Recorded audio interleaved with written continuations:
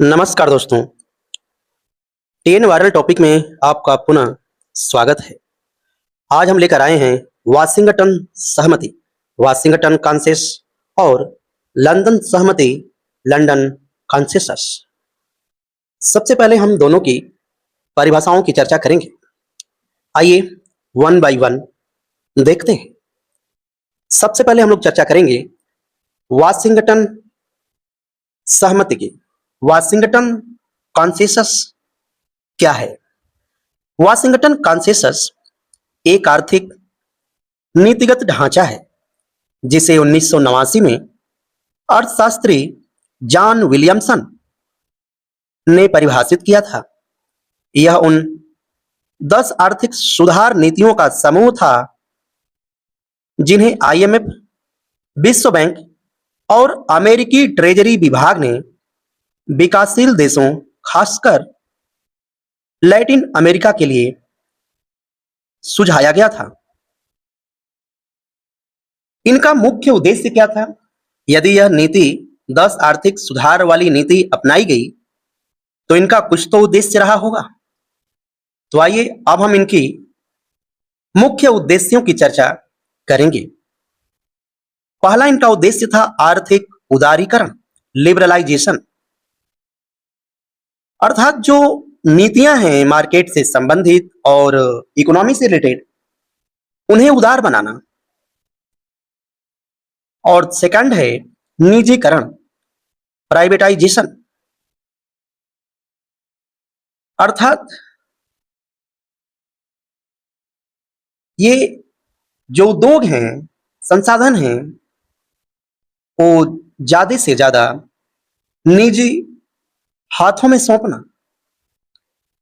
Third है वैश्वीकरण, globalisation. अर्थात मार्केट एक्सेस खोल देना, अपनी मार्केट को ग्लोबल पहचान देना। और फोर्थ है मुक्त बाजार आधारित अर्थव्यवस्था को बढ़ावा देना, फ्री मार्केट एक्सेस से रिलेटेड इकोनॉमी पर जोर देना। आइए अब हम इनकी चर्चा करते हैं जो कि हमारे लिए महत्वपूर्ण होंगे। और ये ज्यादा से ज्यादा कहा जाए तो अब जो हम बताने वाले हैं वह मेंस के लिए ज्यादा इंपॉर्टेंट होंगे। वाशिंगटन कॉन्सेंसस के 10 प्रमुख बिंदु। पहला बिंदु है राजकोषीय अनुशासन, फिस्कल डिसिप्लिन। सेकंड है सार्वजनिक व्यय प्राथमिकता, पब्लिक एक्सपेंडिचर प्रायोरिटीज, शिक्षा, स्वास्थ्य आदि पर ध्यान। थर्ड है कर सुधार, टैक्स रिफॉर्म। फोर्थ है ब्याज दरों का उदारीकरण, लिबरलाइजिंग इंटरेस्ट रेट। फिफ्थ है प्रतिस्पर्धी विनिमय दर, कॉम्पिटिटिव एक्सचेंज रेट। सिक्स्थ है व्यापार उदारीकरण, ट्रेड लिबरलाइजेशन। सेवंथ है एफडीआई को बढ़ावा, इनकरेजिंग फॉरेन डायरेक्ट इन्वेस्टमेंट। निजीकरण, privatisation of state enterprises. Ninth है नियमन में कमी, डीरेगुलेशन। अर्थात सरकार की पकड़ कम करना, सरकार का रेगुलेशन कम करना। टेंथ है संपत्ति अधिकारों की सुरक्षा, सिक्योर प्रॉपर्टी राइट। दोस्तों 10 ये आर्थिक सुधार जब किए गए तो अमेरिका में इनकी आलोचना होने लगी और एक तरफ से कहा जाए तो यह नीतियां असफल रहीं। इन नीतियों के लागू करने के उपरांत देखिए वहां पे क्या क्या है उस देश को झेलना पड़ा। जैसे सामाजिक असमानता वहां बढ़ गई, गरीब वर्गों पर नकारात्मक प्रभाव पड़ा, निजीकरण से बेरोजगारी में वृद्धि हुई और विकासशील देशों की नीति पर पश्चिमी देशों का प्रभाव बढ़ गया। यह आलोचनाओं में हमेशा कह सकते हैं जो आंसर राइटिंग के लिए भी बेहद खास होंगे हमारे लिए। अब हम चर्चा करेंगे लंदन सहमति, लंदन कॉन्सेंसस की। यदि इनकी हम पुनः परिभाषा की चर्चा करें तो लंदन कॉन्सेंसस वाशिंगटन मॉडल के जवाब के रूप में उभरा। जब वाशिंगटन कॉन्सेंसस असफल हो गया तो उसी की पूर्ति करने हेतु इंग्लैंड ने ब्रिटेन में लंदन कॉन्सेंसस लागू किया गया। यह सामाजिक न्याय, पर्यावरणीय स्थिरता और मानव केंद्रित विकास पर आधारित एक नीतिगत ढांचा है। इसे 2008 के बाद वैश्विक आर्थिक संकट के दौरान ब्रिटेन और यूरोपीय देशों द्वारा आगे बढ़ाया गया। आइए अब हम इनकी विशेषताओं की भी चर्चा कर लें। ये क्या कहते हैं? लंदन कॉन्सेंसस की मुख्य विशेषताएं। पहली विशेषता पर यदि हम चर्चा करें तो यह थी राज्य की सक्रिय भूमिका, एक्टिव रोल ऑफ स्टेट, अर्थात सरकार केवल नियंत्रक नहीं बल्कि विकास का भागीदार मानी जाती है। यदि हम सेकंड की चर्चा करें तो समानता और समावेशन पर वहां विशेष ध्यान दिया गया इस नीति के अंतर्गत, इक्विटी एंड इंक्लूजन।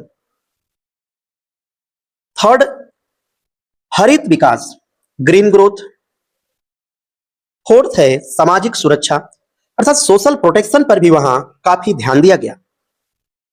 फिफ्थ विशेषता है अस्थायी विकास, सस्टेनेबल डेवलपमेंट, अर्थात विकास ऐसी होनी चाहिए जो अनवरत चलती रहे और पर्यावरणीय सुरक्षा के अनुकूल भी हो, मानवीय सुरक्षा के अनुकूल हो,